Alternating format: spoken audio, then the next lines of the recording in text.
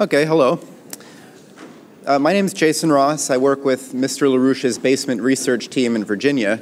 My other hat is that I am the editor-in-chief of 21st Century Science and Technology magazine, and our last published issue was on planetary defense. I'm very happy to be following the excellent presentation of Mr. Benediktov. J'étais très content de suivre la présentation de Monsieur Benediktov sur la proposition russe d'initiative de défense terrestre. Et c'était vraiment très bien présenté. Moi, je voudrais vraiment me concentrer sur l'aspect économique qu'a amené LaRouche derrière cette initiative de défense stratégique. La conception de la créativité humaine comme étant la source fondamentale de la richesse économique et comme peut-être considérée comme une mesure de l'économie,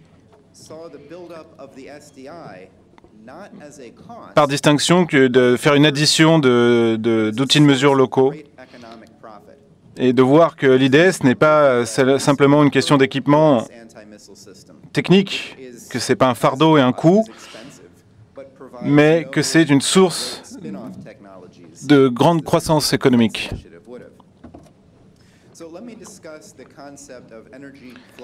Donc, je vais parler de la conception de densité de flux énergétique dont a parlé M. LaRouche. Dans sa proposition d'IDS des années 70, il n'a pas proposé des outils kinétiques pour affronter ces nouveaux défis, mais il a proposé d'utiliser des principes physiques nouveaux, dont les armes à énergie dirigée.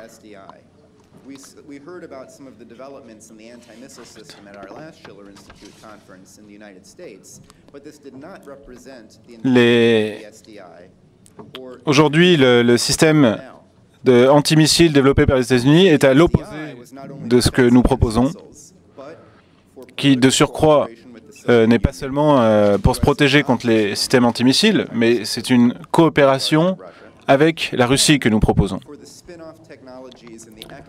Mais surtout pour qu'il y ait tout un ensemble de technologies qui puissent rejaillir sur l'ensemble de l'économie. Et de ce fait, être un programme encore plus grand que le programme Apollo de Kennedy, qui, déjà lui-même, à cause du bénéfice technologique qui ressortait de ce programme, était un programme à coût zéro.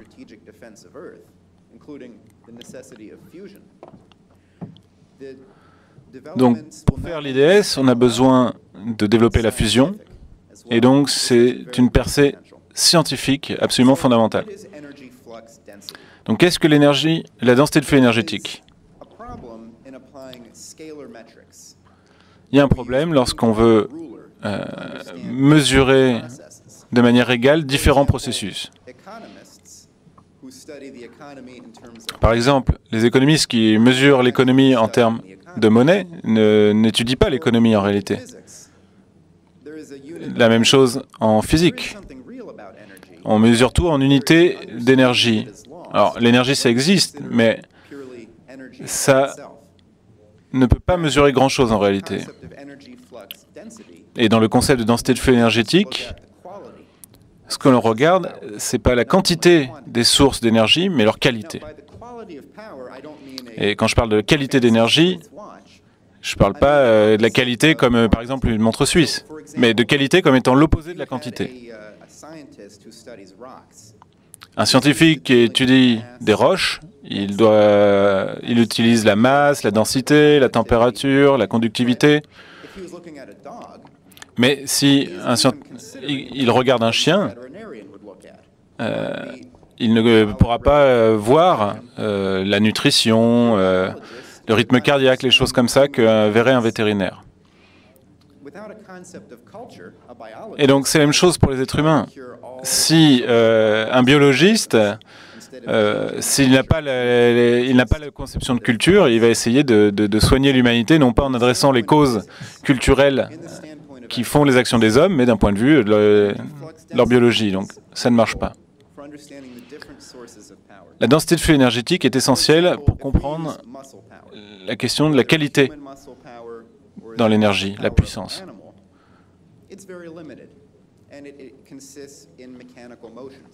Si on prend l'énergie musculaire,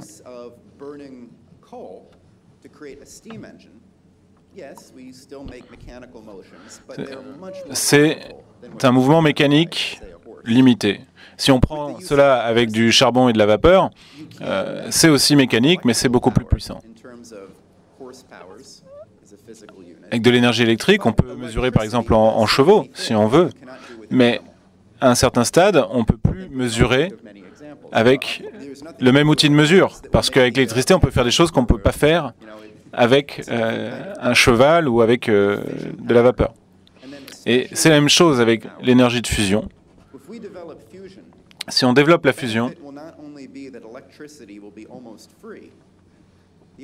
c'est pas juste qu'on aura l'électricité quasi gratuite, mais c'est qu'on pourra avoir des activités économiques d'une qualité nouvelle, qui deviendront donc possibles. Par exemple, les torches à fusion peuvent permettre de recycler les éléments, les déchets.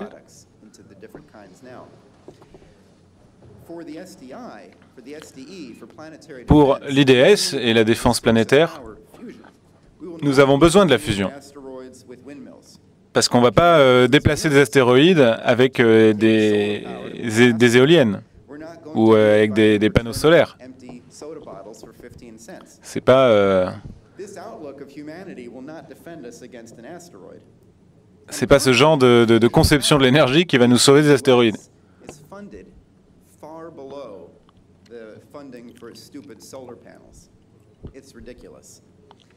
Et aujourd'hui, la fusion est beaucoup moins financée que les panneaux solaires, par exemple.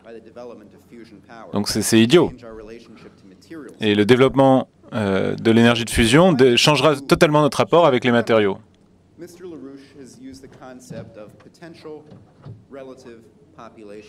Et quand on en vient à l'économie, l'outil de mesure qu'a utilisé M. Larouche, c'est la densité de population. Combien de personnes peuvent vivre sur un territoire? Quel est le potentiel de vide sur ce territoire? Comment va-t-il évoluer au fur et à mesure du temps?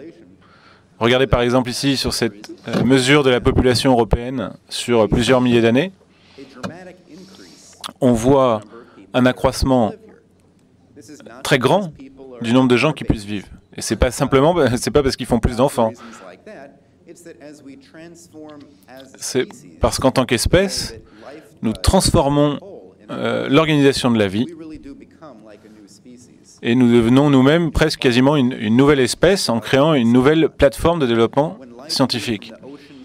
Quand la vie est passée des océans sur la Terre, elle a d'un coup accru soudainement son pouvoir sur Terre. Eh bien, nous faisons la même chose quand nous développons une nouvelle source d'énergie, comme par exemple pour le nucléaire, la médecine, etc. Donc ça, c'est très naturel pour les êtres humains. C'est ne pas continuer cette progression qui serait en réalité non naturelle.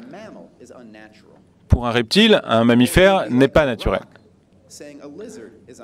Ou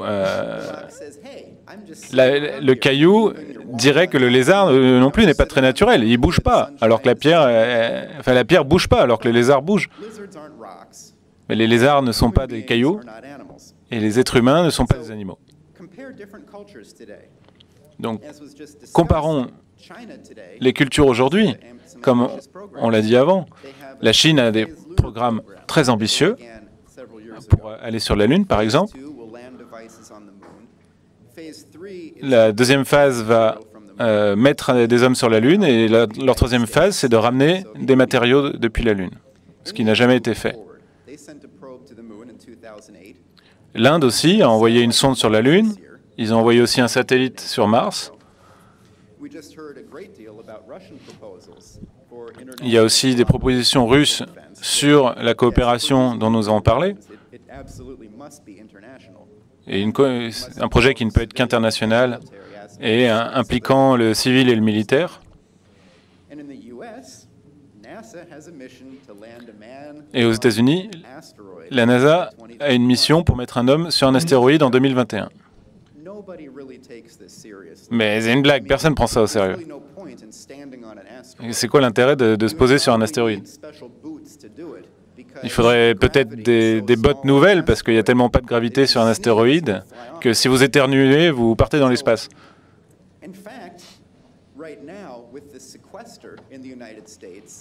Et donc, ce qui se passe aujourd'hui avec l'austérité, le séquestre du budget et l'austérité, c'est qu'aujourd'hui, la NASA n'a même plus les moyens d'envoyer un homme à Paris ou à Tokyo pour faire des conférences. Donc, aller sur la Lune.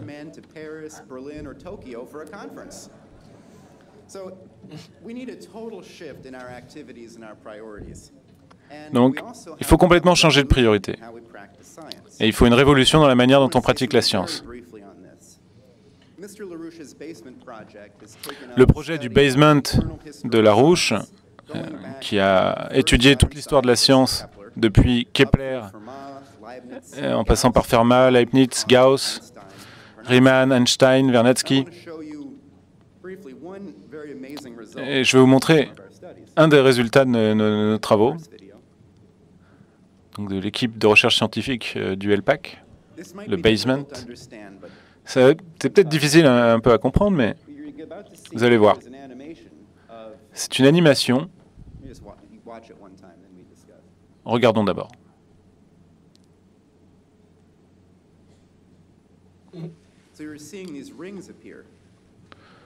Donc vous voyez ces cercles qui apparaissent. Et en réalité, à chaque image qui défile, les points qui défilent sont les centres des orbites de différents astéroïdes. Regardez à nouveau. Donc ce qui apparaît, c'est le centre d'orbite des astéroïdes. Ce n'est pas les astéroïdes eux-mêmes. Par rapport au Soleil.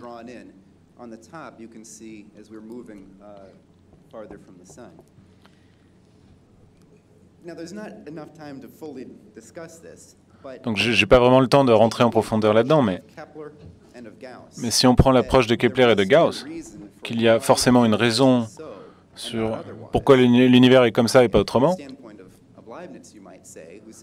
d'un point de vue leibnizien, c'est oui, Dieu est tout-puissant, mais il est aussi si sage qu'il ne fait rien sans raison. C'est l'approche leibnizienne.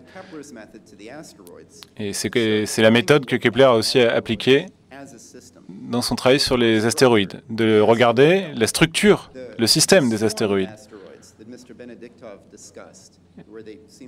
Est-ce que discutait M. Benediktov?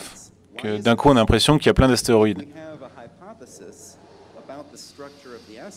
Et si on peut formuler une hypothèse sur la structure, le système qui organise les astéroïdes, on sera plus capable de s'en protéger, mais aussi plus capable de les contrôler, de les apprivoiser. Donc notre équipe de recherche au basement, c'est sur ça qu'on travaille actuellement, et on a provoqué la polémique et la discussion avec des scientifiques de la NASA là-dessus, parce que c'est un domaine totalement nouveau. L'avenir que nous offre l'IDS, l'avenir pour l'humanité,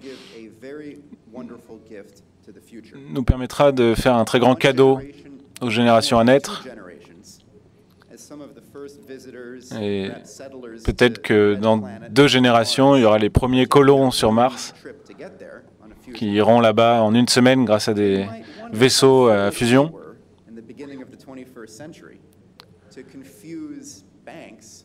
Et ils riront de voir qu'au début du XXIe siècle, on confondait banque et économie et qu'on utilisait des énergies inférieures au lieu de développer des sources d'énergie supérieures. Et qu'on devait trier nos déchets dans 15 sacs de couleurs différentes plutôt que de les recycler avec des torches à fusion. Madame Larouche me parlait l'autre jour qu'elle avait vu une étude sur le fait que les Allemands étaient les moins heureux, les jeunes Allemands. Mais je ne pense pas que ce soit pour des raisons économiques directes, c'est surtout à cause des écolos. L'idée que, en fait, vous seriez plus utile si vous n'étiez pas là, qu'on est en trop sur la planète. Que le but de votre vie, c'est de ne pas avoir d'impact sur le monde. Vous naissez, vous mourrez, mais voilà, vous ne laissez pas de traces. Pas d'impact, pas d'empreinte. comparer ça, cet objectif, à aller sur Mars, créer de nouvelles sources d'énergie, maîtriser la matière, ce n'est pas la même perspective. Donc si on veut vraiment faire un très beau cadeau aux générations futures, c'est celui-là qu'il faut faire. Que chaque culture, chaque nation puisse transmettre à ces jeunes et à ces générations à naître, pas seulement ce qui est beau, mais ce qui est nécessaire pour le futur. Et nous arrivons à un stade où les gens, le peuple, les individus ne sont pas un coût, ne sont pas une charge, mais sont un atout qu'on a besoin de développer au maximum pour faire face à ces défis. Donc, nous devons faire cette initiative de défense terrestre et pour ça, il faut faire Glass-Steagall et le système de crédit public et ce sera un très beau cadeau pour l'humanité.